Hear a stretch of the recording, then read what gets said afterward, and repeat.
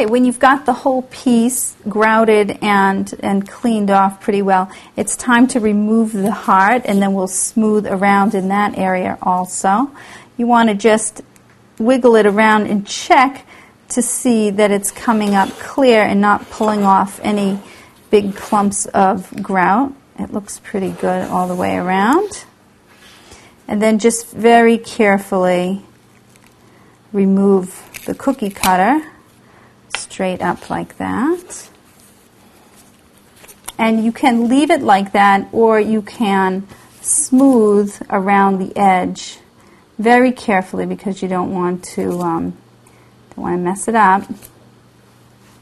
And just smooth the grout. You can dampen your finger just a little bit. You don't want it to be wet. And smooth around the heart shape.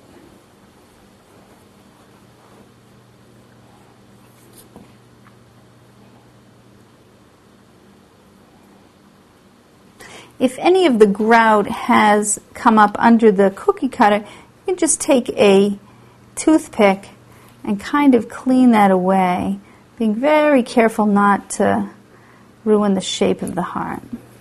Don't worry about there being a bit of a haze on the mirror. When the grout is completely set, we'll polish up the mirror and that will come right off.